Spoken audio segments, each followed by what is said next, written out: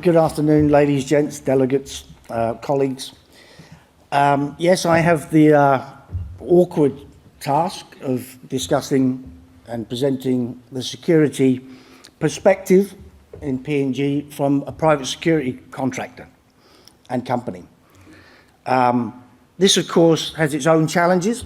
After all, it's an investment conference, and everybody's looking for reassurance that Papua New Guinea is the right place to invest their business in. And it is. I've heard over the last few days, multiple speakers all talk about law and order. Is there an issue in P&G with law and order? There is. Let's take a closer look at that and just explain through it as to where it sits, and I'll walk you through it. Firstly, is security necessary? Of course, as with any business, you have to secure your people, your assets, company reputation, and obviously your investment. So how does it affect your business investment in P&G?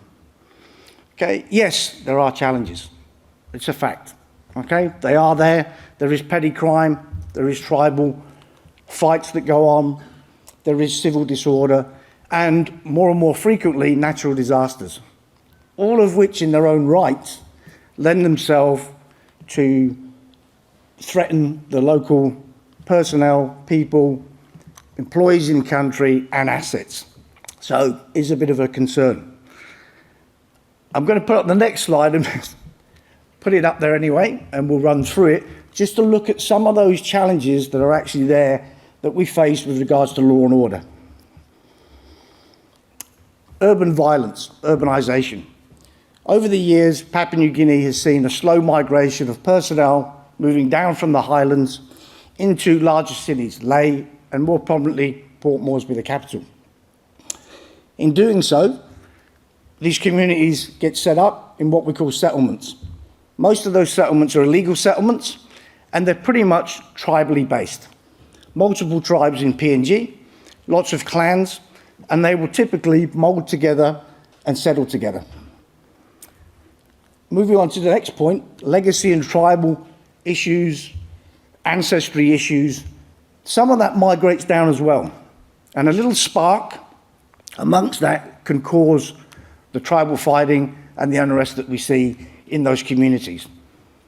There are landowner disputes. It's been clearly marked over the last few days by some speakers. Not all the boundaries are clearly defined in PNG. There are lots of landowners, lots of ancestral rights, and there are lots of claims to those sites, especially where your projects are likely to be. Everyone wants a slice of the pie, and everybody wants to claim that they own that land. Leads to disputes and unrest. Current economic climate. It doesn't just affect PNG, it's a global thing, it's a big issue. Fuel costs, basic food costs in PNG have pretty much doubled over the past 12 months. It's very expensive for the local community to make basic needs. Again, that leads to what I like to call opportunistic crime. Is it there? Of course. So that leads to mobile phone snatching, bag snatching, and unfortunately, potential carjackings or hold-ups. People trying to just get a few kina to do something and survive. We have a big problem in PNG. Over the past few years, there's been a large increase in influx of factory manufactured weapons. In PNG previously, there used to be a lot of homemade weapons that were made by the criminal fraternity, and we've just seen a huge increase of these high-powered weapons come into PNG, and unfortunately, they're in the hands of the criminals and not in the hands of law enforcement. So it creates a challenge.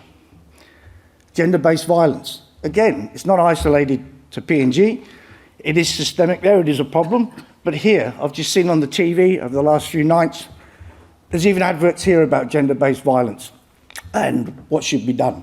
There are multiple organisations in Papua New Guinea that are looking to address that and hopefully squash that as we move forward. And lastly, as we're all here at the end of the day, Papua New Guinea's resources, huge resource sector. But unfortunately, again, we have that small minority of the criminal fraternity that choose to try and steal that. So we have illegal gold mining. There's illegal logging and as the Fisheries Minister said, there's lots of illegal fishing going on in PNG waters. So they're just some of the law and order challenges that we face. So what do we have to combat that? Fortunately, we have the RPNGC, the overarching control of law and order in the country. As the Minister said yesterday, you've got a very small force, 6,000 personnel, very tiny for the country of its size. Difficult job, difficult task, but they do a great effort in trying to get on top of it. But they're also supported by the PNG Defence Force to protect the borders, and some of the remote locations up in the highlands that are difficult to get to, the PNG Defence Force do regular patrols. So where do we come into from a private security side, and what could we lend ourselves to it?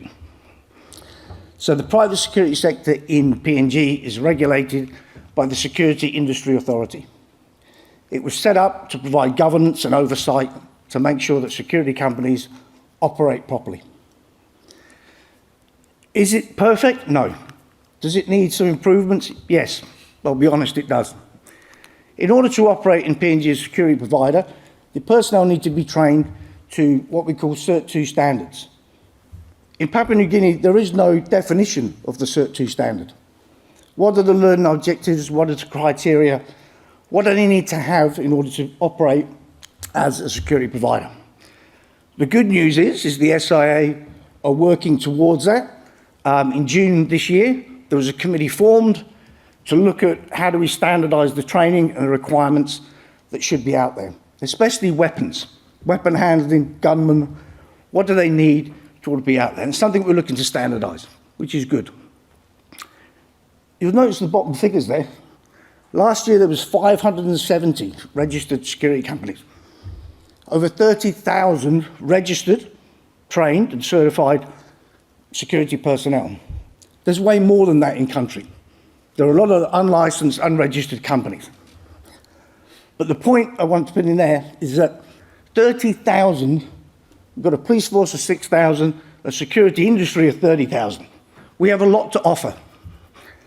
And we've been working very closely with the Minister for Internal Security to look and see what we could do to provide assistance. We call it interoperability, so how can we lend ourselves to help law and order in the country? Well, with 30,000 people spread across Papua New Guinea, that's a great eyes and ears network. So we have formulated those intelligence networks amongst ourselves as Tier 1 security companies, and we have our own networks and inroads into the RPNGC and PNG Defence Force. The good news, I spoke to the Minister yesterday, we're also looking at how do we enhance that interoperability, and there's further discussions ongoing that selected individuals from Tier 1 companies who are certified and licensed will receive special police training and become police volunteers. That therefore means that should there be another situation of unrest in the country, those individuals can be mobilised, licensed legally to support law and order.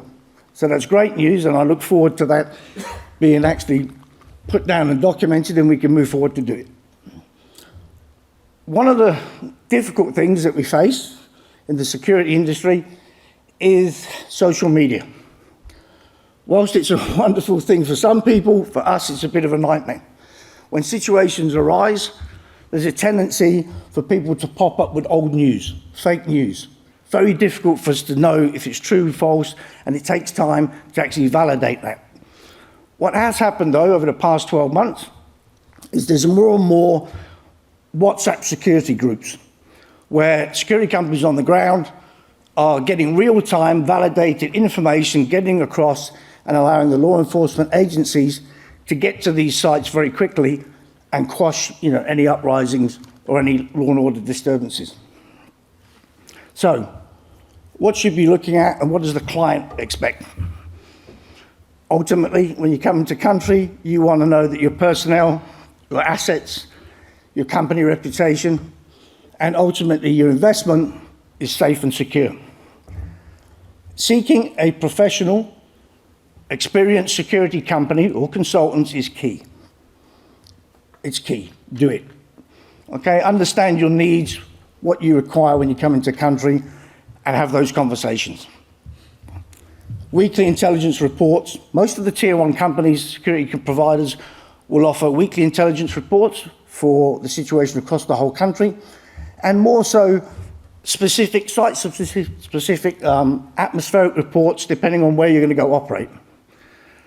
PNG is very fluid, and things happen and change a lot.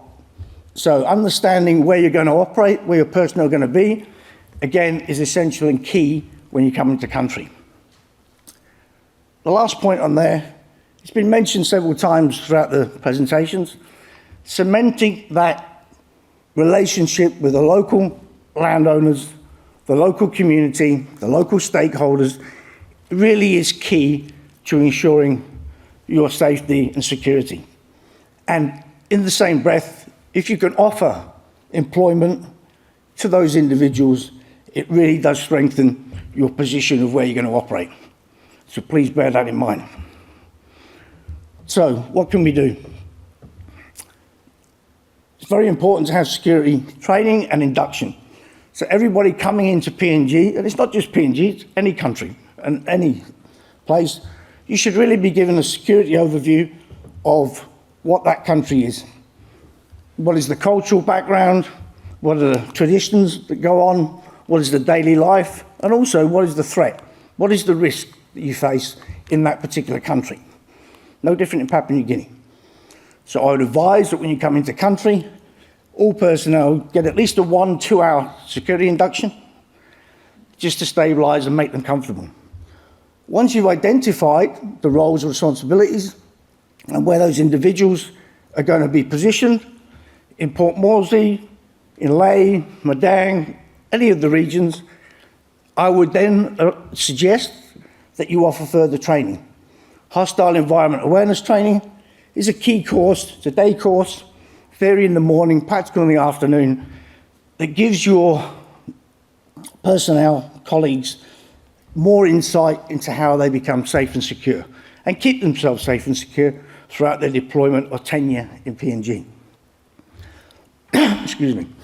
On top of that, if you've got drivers, example, that drive your personnel, provide them with defensive driver training. Give them, upskill them to allow them to get themselves out of situations should they occur. I've put on the screen, that's Black Swan, that's what we do. There's all the services that we provide.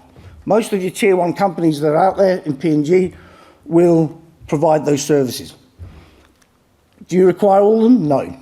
But they are there, they are key, and I would certainly encourage you to have in-depth conversations with your security provider as to what you need from that picker list that's up there.